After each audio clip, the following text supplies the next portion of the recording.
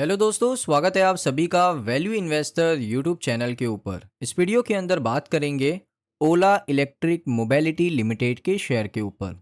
ओला electric के share को analysis करेंगे। साथ में दोस्तों यहाँ पर एक इम्पॉर्टेंट अपडेट आ रहा है ओला इलेक्ट्रिक को लेकर, ऑफिशियल अपडेट है, मैं आपके साथ शेयर कर देता हूँ। यहाँ पर आप देख सकते हो ओला इलेक्ट्रिक। डेट की बात करूँ तो आज का डेट है सितंबर 9, 2025।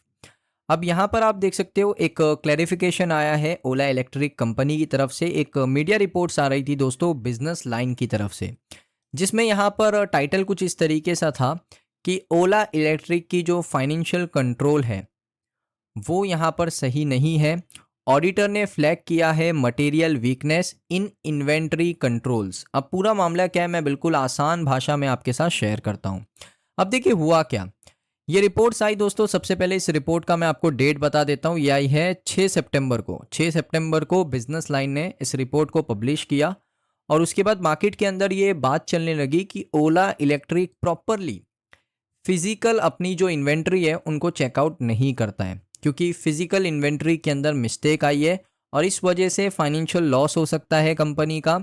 इस वजह से कंपनी की फाइनेंशियल हेल्थ खराब हो सकती है और इन्वेस्टर का बड़ा लॉस हो सकता है।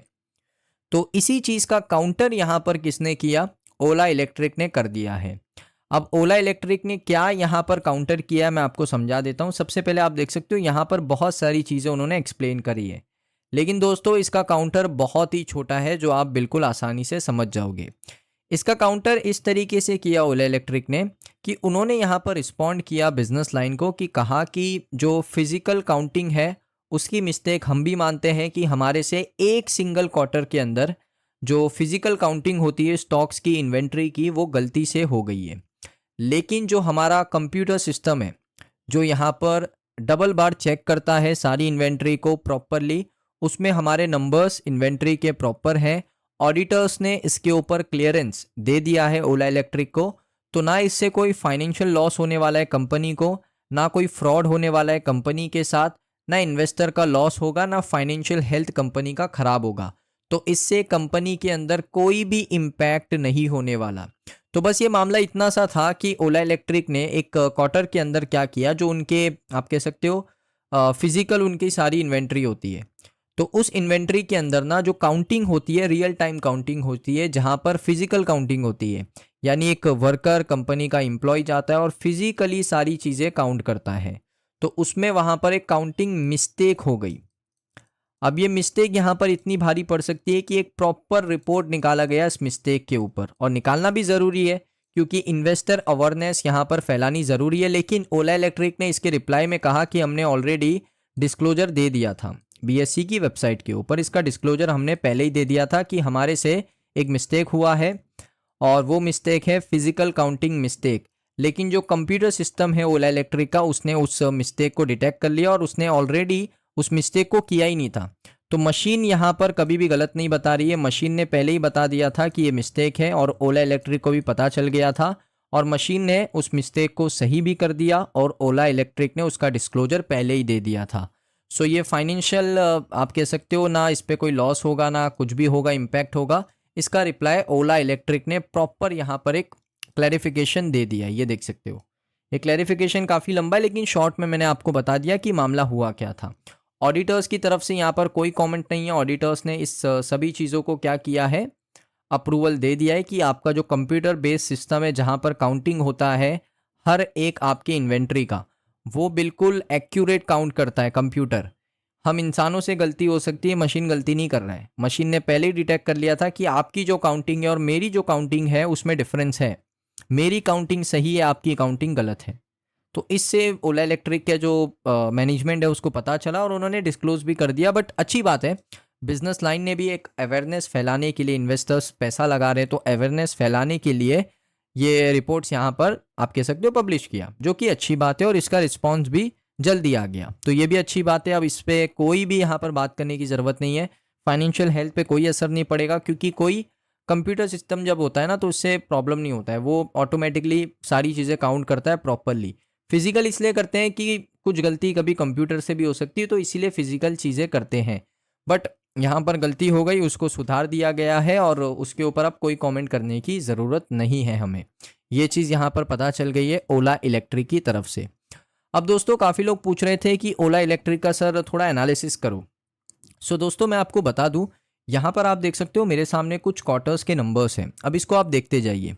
जून 2024, सितंबर 24, दिसंबर 24, मार्च 25, जून 25। इसमें आपको एक चीज़ देखने को मिलेगा कि क्वार्टर ऑन क्वार्टर बेसिस पे रेवेन्यू लगातार नीचे आया है। 1644 करोड़, 1214 करोड़, 1045 करोड़, 611 करोड़, 828 करोड़। यहाँ से तो पूरा डिप था।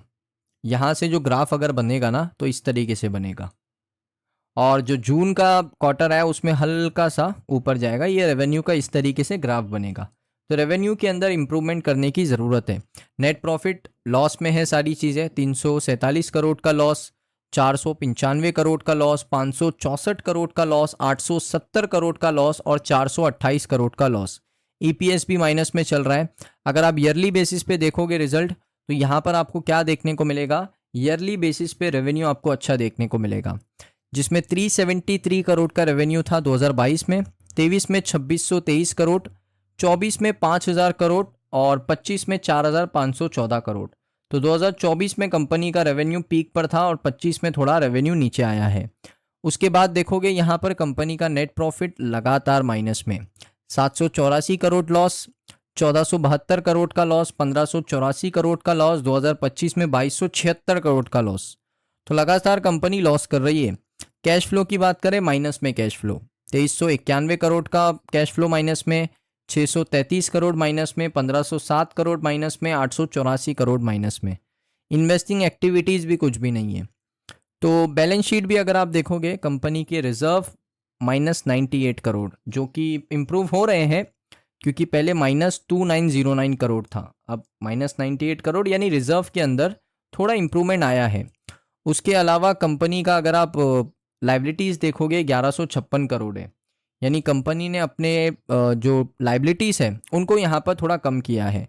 3500 करोड़ से 4000 करोड़, 4000 करोड़ से 2350 करोड़, 2350 से अब सिर्फ मात्र 1156 करोड़। तो लगातार कंपनी अपने लाइबिलिटीज़ को कम कर रही है। अपने एसेट को कंपनी को बढ़ाना चाहिए, ये एक इम्पॉर्टेंट चीज़ है।